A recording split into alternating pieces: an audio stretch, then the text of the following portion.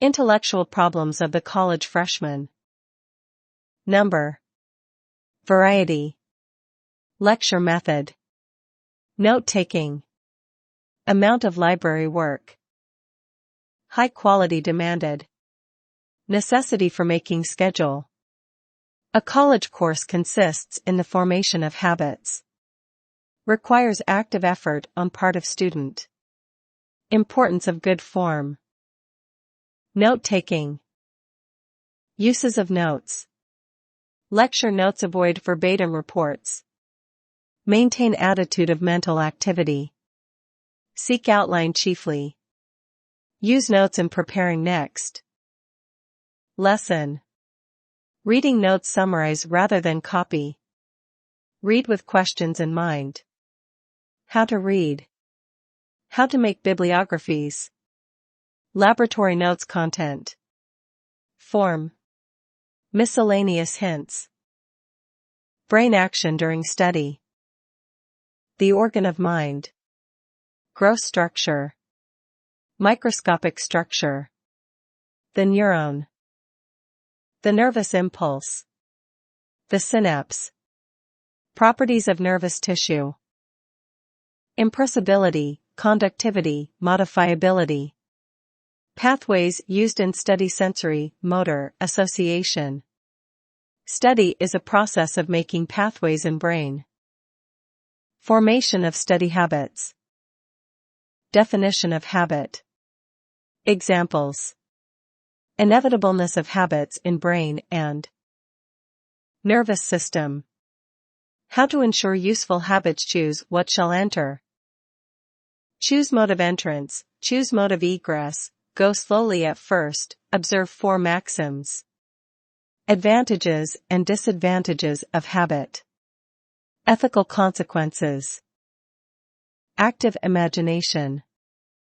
Nature of the image. Its use in imagination. Necessity for number. Variety, sharpness. Source of imaginative productions. Method of. Developing active imaginative powers, cultivate images in great number, variety, sharpness, actively combine the elements of past experience. First aids to memory impression. 4 phases. Conditions of impression, care, clearness, choice of favorable sense avenue, repetition, overlearning, primacy, distribution of repetitions, inferences bearing upon theme writing, whole versus part method, rote versus logical method, intention. Second aids to memory retention, recall and recognition. Retention. Recall. Recall contrasted with impression. Practice recall in impression. Recognition. Advantages of review. Memory works according to law. Possibility of improvement. Connection with other mental processes. Concentration of attention. Importance in mental life. Analysis of concrete attentive state. Cross-section of mental stream. Focal object, clear, marginal objects. Dim, fluctuation. Ease of concentration requires 1. Removal of all marginal distractions possible, 2. Ignoring others. Conditions favorable for concentration. Relation to other mental processes. How we reason. Reasoning contrasted with simpler mental operations. Illustrated by. Method of studying geometry. Analysis of reasoning act, recognition of problem, efforts to solve it, solution. Study in problems. Requirements for effective reasoning, many ideas, accessible, clear. How to clarify ideas, define, classify. Relation between habit and reasoning. Summary. Expression as an aid in study. Expression an inevitable accompaniment of nervous activity. Extent of expressive movements. Relation between ideas and expressive acts. Ethical considerations. Methods of expression chiefly used in study, speech, writing, drawing. Effects of expression: 1. On brain, 2. On ideas. Hints on development of freedom of expression. How to become interested in a subject. Nature of interest. Intellectual interests gained through experience. Many possible fields of interest. Laws of interest. The plateau of despond. Measurement of mental progress. Analysis of the learning curve. Irregularity. Rapid progress at beginning. The plateau. Causes. Remedies. Mental second wind. Description: 1. Physical, 2. Mental. Hidden sources of energy. Retarding effect of fatigue. Analysis of fatigue. How to reduce fatigue in study. Examinations. Purposes. Continuous effort and cramming. Effective methods of reviewing. Immediate preparation for an examination. Conduct in examination room. Attitude of activity. Attitude of confidence. Bodily conditions. FOB. Effective study. Food, quantity, quality, surroundings. Sleep, amount, conditions, avoidance of insomnia. Exercise, regularity, emphasis. Suggestions. FOB. Further reading. Index. How to use your mind. Chapter 1. Intellectual problems of the college freshman. In entering upon a college course, you are taking a step that may completely revolutionize your life. You are facing new situations vastly different from any you have previously met.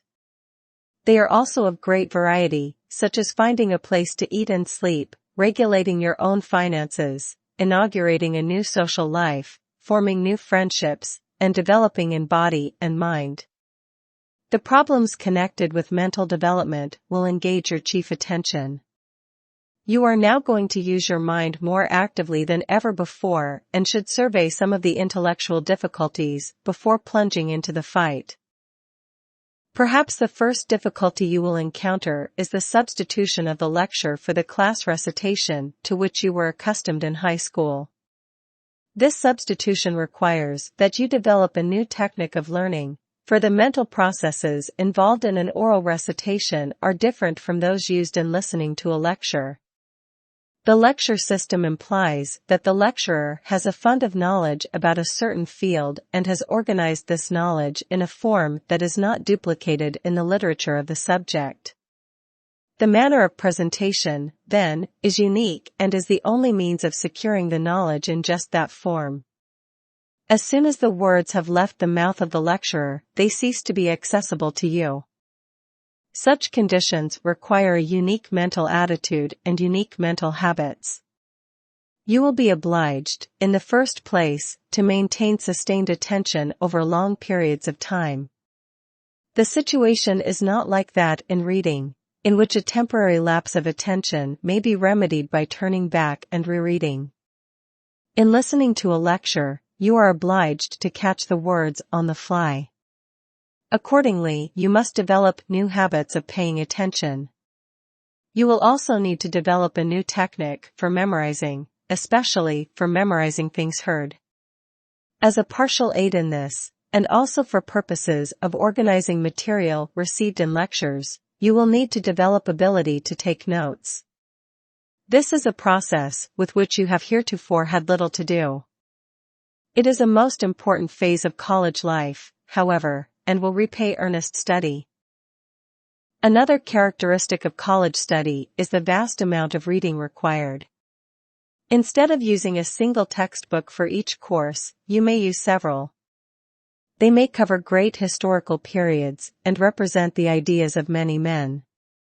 In view of the amount of reading assigned, you will also be obliged to learn to read faster.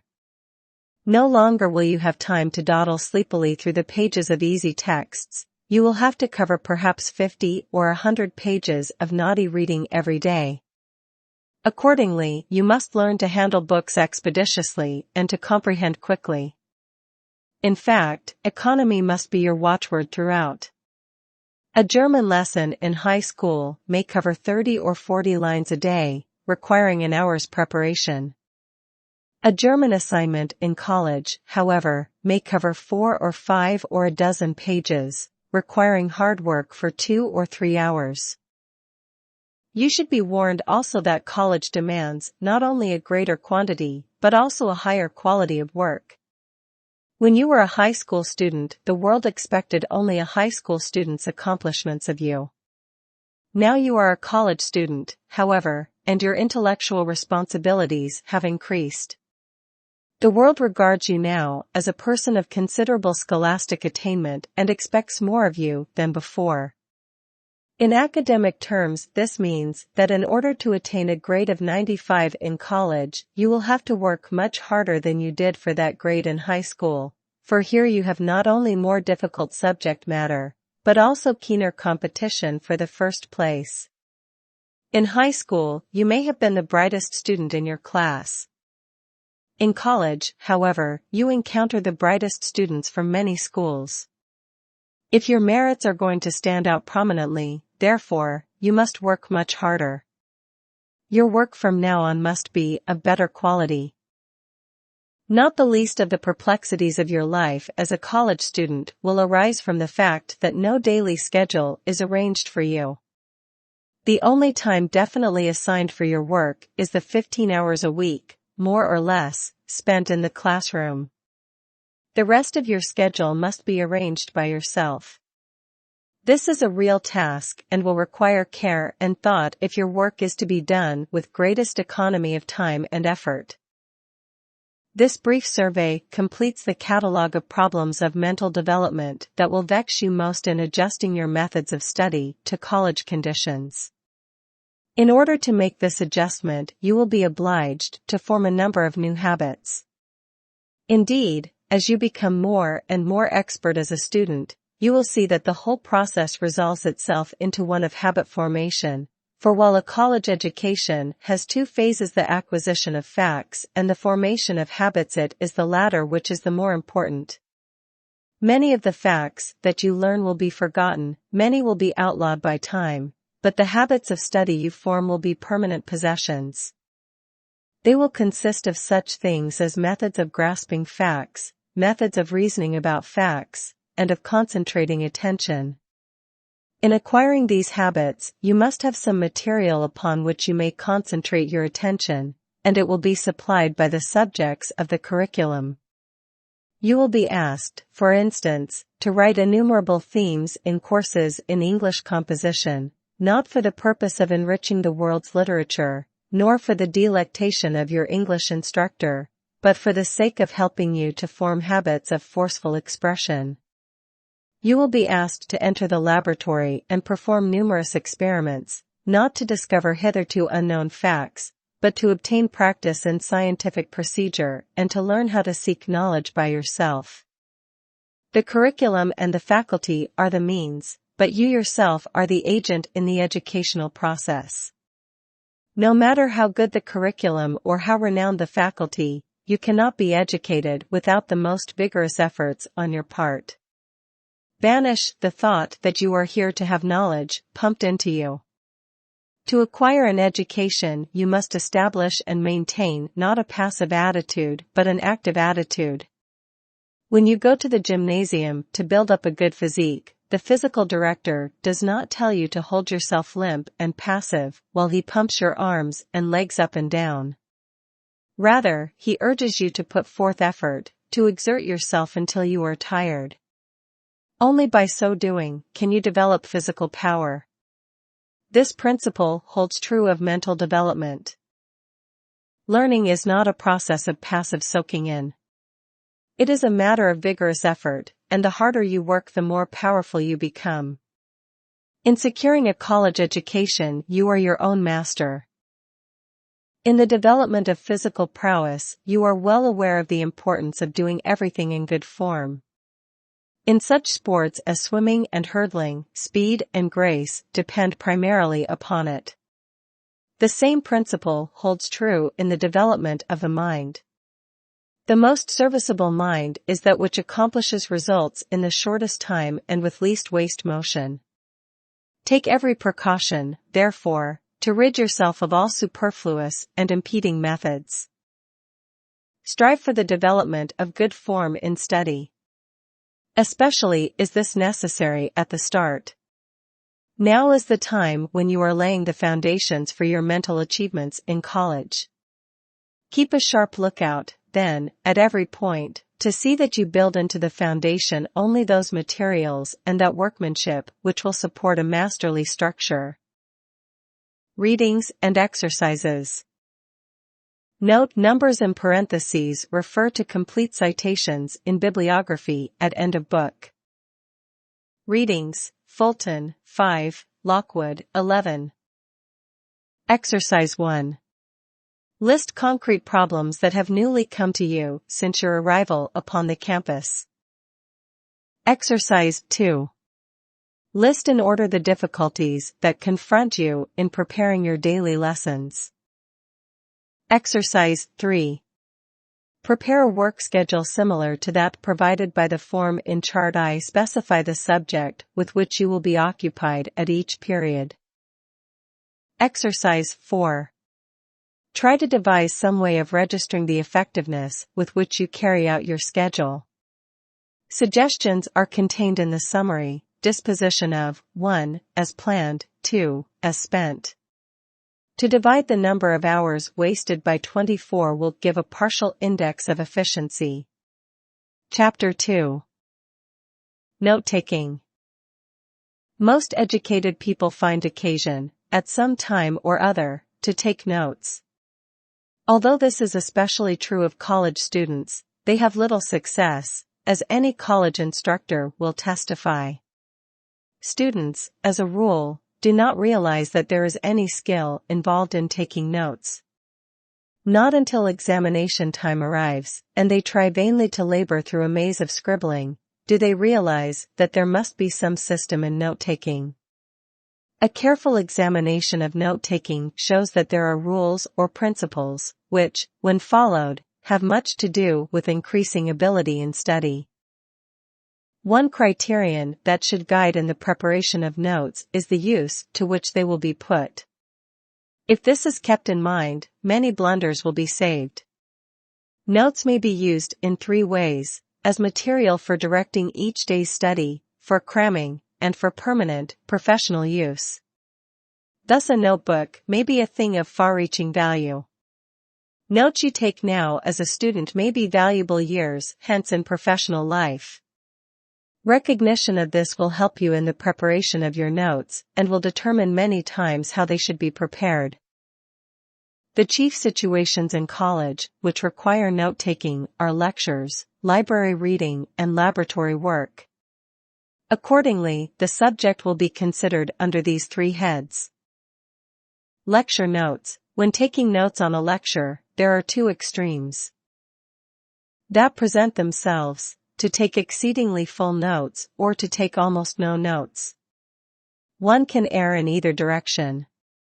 True, on first thought, entire stenographic reports of lectures appear desirable, but second thought will show that they may be dispensed with, not only without loss, but with much gain.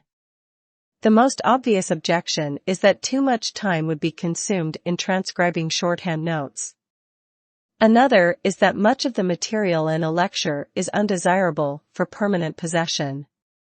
The instructor repeats much for the sake of emphasis. He multiplies illustrations, not important in themselves, but important for the sake of stressing his point.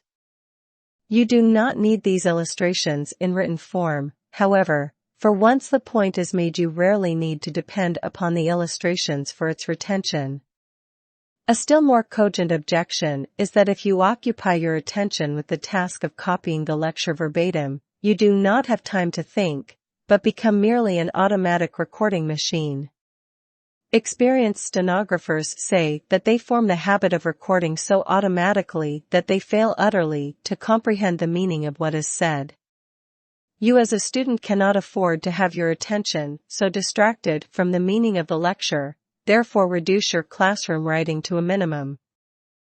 Probably the chief reason why students are so eager to secure full lecture notes is that they fear to trust their memory. Such fears should be put at rest, for your mind will retain facts if you pay close attention and make logical associations during the time of impression. Keep your mind free, then, to work upon the subject matter of the lecture. Debate mentally with the speaker. Question his statements, comparing them with your own experience or with the results of your study. Ask yourself frequently, is that true? The essential thing is to maintain an attitude of mental activity, and to avoid anything that will reduce this and make you passive. Do not think of yourself as a vat into which the instructor pumps knowledge. Regard yourself rather as an active force, quick to perceive and to comprehend meaning, deliberate in acceptance and firm in retention. After observing the stress laid, throughout this book, upon the necessity for logical associations, you will readily see that the keynote to note-taking is, let your notes represent the logical progression of thought in the lecture. Strive above all else to secure the skeleton, the framework upon which the lecture is hung. A lecture is a logical structure, and the form in which it is presented is the outline. This outline, then, is your chief concern. In the case of some lectures it is an easy matter. The lecturer may place the outline in your hands beforehand, may present it on the blackboard, or may give it orally. Some lecturers, too, present their material in such clear-cut divisions that the outline is easily followed. Others, however, are very difficult to follow in this regard.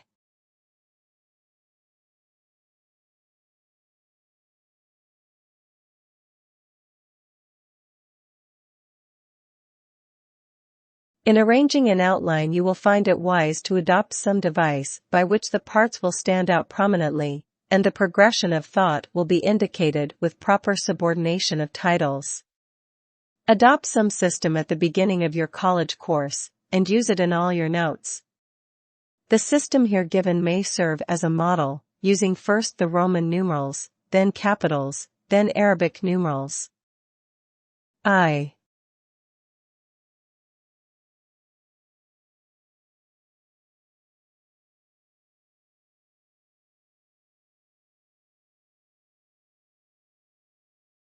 Two.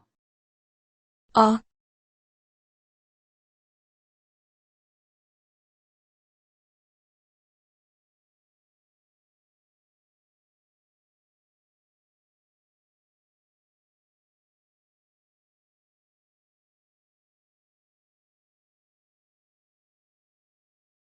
B. 1, 2.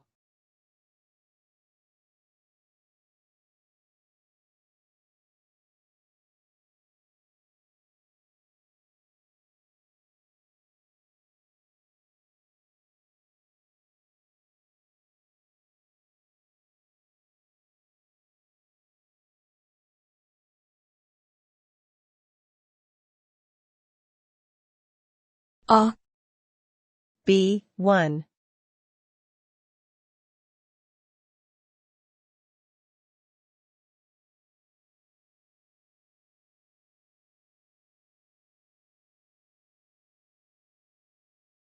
Two. A. B. In concluding this discussion of lecture notes, you should be urged to make good use of your notes after they are taken. First, glance over them as soon as possible after the lecture.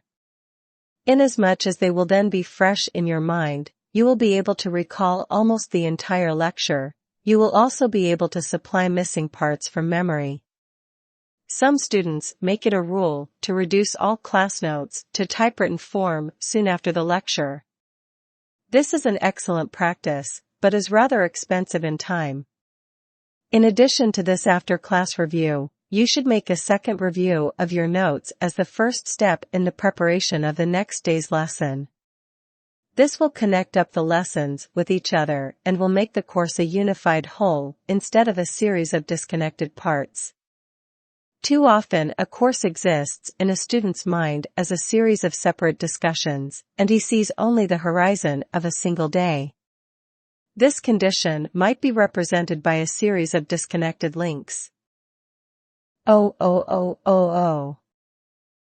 summary of each day's lesson, however, preceding the preparation for the next day, forges new links and welds them all together into an unbroken chain. A method that has been found helpful is to use a double-page system of note-taking, using the left-hand page for the bare outline, with largest divisions, and the right-hand page for the details. This device makes the notebook readily available for hasty review or for more extended study. Reading notes. The question of full or scanty notes arises in reading notes as in lecture notes. In general, your notes should represent a summary, in your own words, of the author's discussion, not a duplication of it. Students sometimes acquire the habit of reading single sentences at a time, then of writing them down, thinking that by making an exact copy of the book, they are playing safe. This is a pernicious practice. It spoils continuity of thought and application.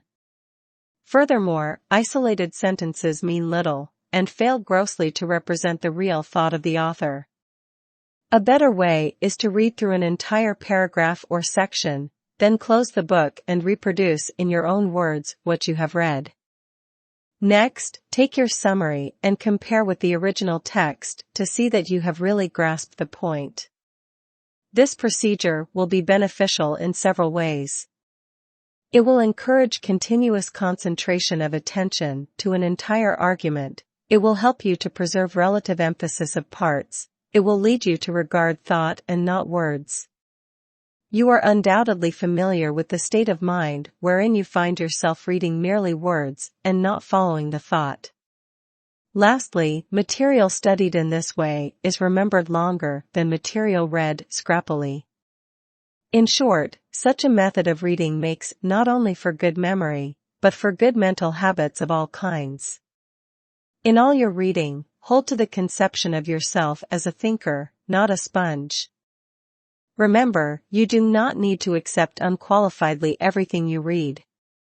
A worthy ideal for every student to follow is expressed in the motto carved on the wall of the great reading room of the Harper Memorial Library at the University of Chicago: read not to contradict, nor to believe, but to weigh and consider. Ibsen bluntly states the same thought. Don't read to swallow, read to choose, for 'tis but to see what one has use for. Ask yourself, when beginning a printed discussion, what am I looking for? What is the author going to talk about? Often this will be indicated in topical headings. Keep it in the background of your mind while reading, and search for the answer. Then, when you have read the necessary portion, close the book and summarize, to see if the author furnished what you sought. In short, always read for a purpose.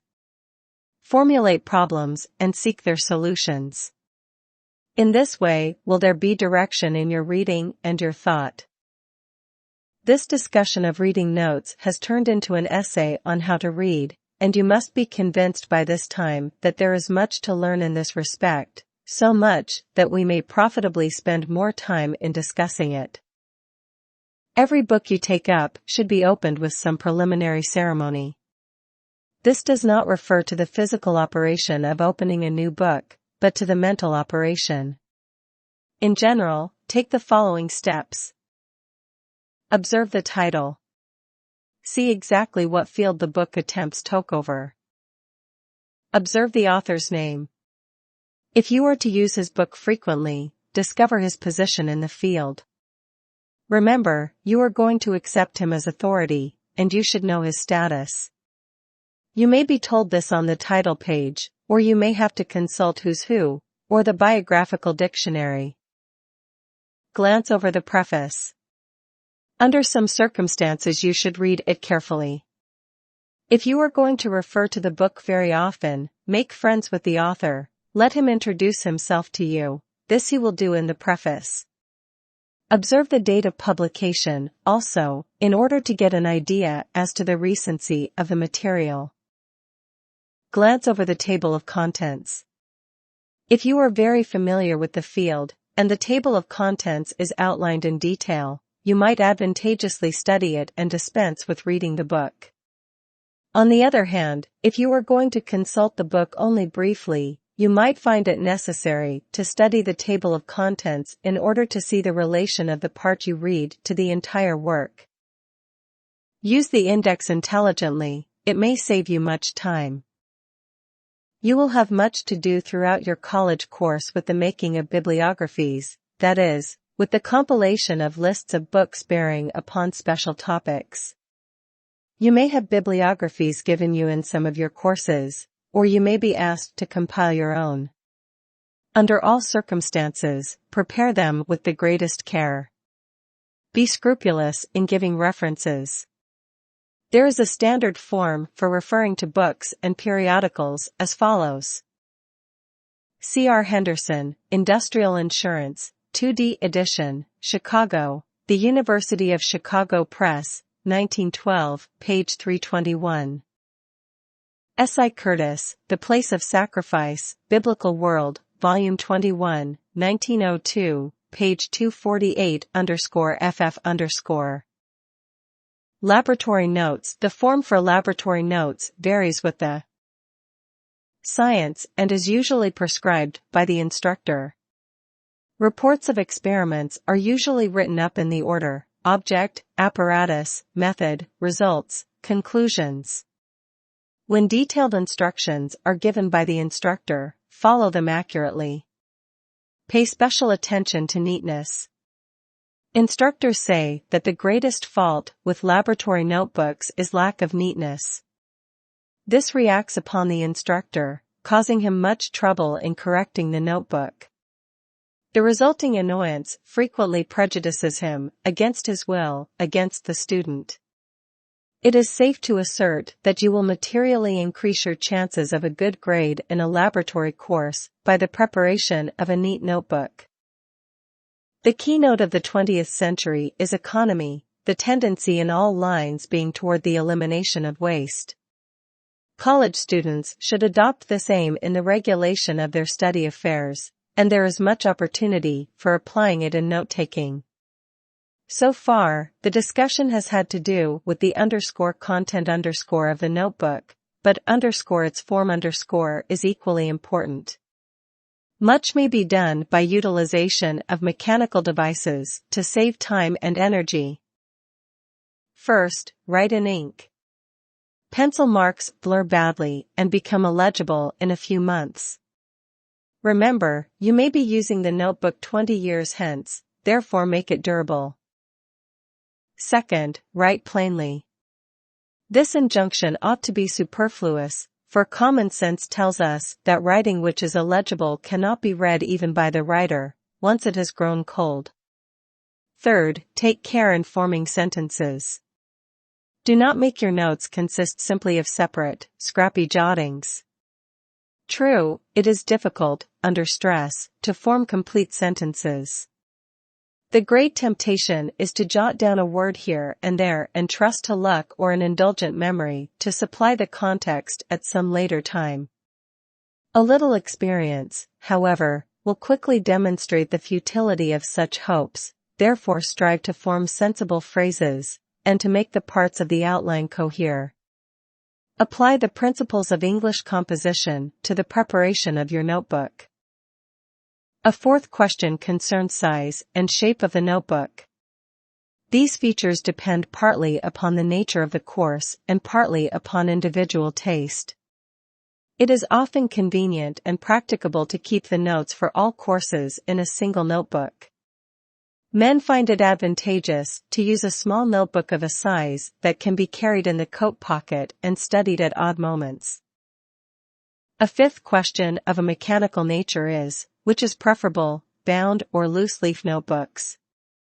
Generally, the latter will be found more desirable. Leaves are easily inserted and the sections are easily filed on completion of a course. It goes without saying that the manner in which notes are to be taken will be determined by many factors, such as the nature of individual courses, the wishes of instructors, personal tastes, and habits. Nevertheless, there are certain principles and practices which are adaptable to nearly all conditions, and it is these that we have discussed. Remember, note-taking is one of the habits you are to form in college. See that the habit is started rightly. Adopt a good plan at the start and adhere to it. You may be encouraged, too, with the thought that facility in note-taking will come with practice. Note-taking is an art, and as you practice you will develop skill. We have noted some of the most obvious and immediate benefits derived from well-prepared notes, consisting of economy of time, ease of review, ease of permanent retention. There are other benefits, however, which, though less obvious, are of far greater importance. These are the permanent effects upon the mind. Habits of correct thinking are the chief result of correct note-taking. As you develop in this particular ability, you will find corresponding improvement in your ability to comprehend and assimilate ideas, to retain and reproduce facts, and to reason with thoroughness and independence. Readings and exercises. Readings. Adams, 1, Chapter 8. Dearborn, 2, Chapter 2. Carefoot, 10. Seward, 17. Exercise 1. Contrast the taking of notes from reading and from lectures. Exercise 2. Make an outline of this chapter. Exercise 3. Make an outline of some lecture. Chapter 3. Brain action during study. Though most people understand more or less vaguely that the brain acts in some way during study, exact knowledge of the nature of this action is not general. As you will be greatly assisted in understanding mental processes by such knowledge, we shall briefly examine the brain and its connections. It will be manifestly impossible to inquire into its nature very minutely, but by means of a description you will be able to secure some conception of it and thus will be able better to control the mental processes which it underlies. To the naked eye, the brain is a large jelly-like mass enclosed in a bony covering, about 1/4 of an inch thick, called the skull. Inside the skull it is protected by a thick membrane. At its base emerges the spinal cord, a long strand of nerve fibers extending down the spine. For most of its length, the cord is about as large around as your little finger, but it tapers at the lower end. From it at right angles, throughout its length branch out 31 pairs of fibrous nerves, which radiate to all parts of the body. The brain and spinal cord, with all its ramifications, are known as the nervous system. You see now that, though we started with the statement that the mind is intimately connected with the brain, we must now enlarge our statement and say it is connected with the entire nervous system. It is therefore to the nervous system that we must turn our attention. Although to the naked eye the nervous system is apparently made up of a number of different kinds of material, still we see, when we turn our microscopes upon it, that its parts are structurally the same. Reduced to lowest terms, the nervous system is found to be composed of minute units of structure called nerve cells or neurons. Each of these looks like a string frayed out at both ends, with a bulge somewhere along its length. The nervous system is made up of millions of these little cells packed together in various combinations and distributed throughout the body. Some of the neurons are as long as 3 feet, others measure but a fraction of an inch in length.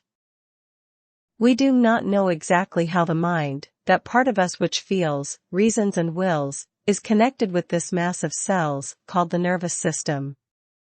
We do know, however, that every time anything occurs in the mind, there is a change in some part of the nervous system. Applying this fact to study, it is obvious that when you are performing any of the operations of study, memorizing foreign vocabularies, making arithmetical calculations, reasoning out problems in geometry, you are making changes in your nervous system. The question before us, then, is, what is the nature of these changes? According to present knowledge, the action of the nervous system is best conceived as a form of chemical change that spreads among the nerve cells. We call this commotion the nervous current.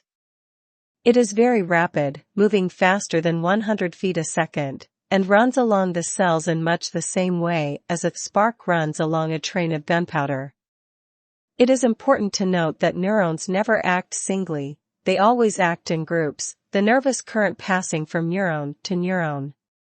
It is thought that the most important changes in the nervous system do not occur within the individual neurons, but at the points where they join with each other. This point of connection is called the synapse, and although we do not understand its exact nature, it may well be pictured as a valve that governs the passage of the nervous current from neuron to neuron. At time of birth, most of the valves are closed. Only a few are open, mainly those connected with the vegetative processes such as breathing and digestion. But as the individual is played upon by the objects of the environment, the valves open to the passage of the nervous current. With increased use, they become more and more permeable, and thus learning is the process of making easier the passage of the nervous current from one neuron to another. We shall secure further light upon the action of the nervous system if we examine some of the properties belonging to nerve cells. The first one is impressibility. Nerve cells are very sensitive to impressions from the outside. If you have ever had the dentist touch an exposed nerve, you know how extreme this sensitivity is. Naturally, such a property is very important in education, for had we not the power to receive impressions from the outside world, we should not be able to acquire knowledge. We should not even be able to perceive danger and remove ourselves from harm.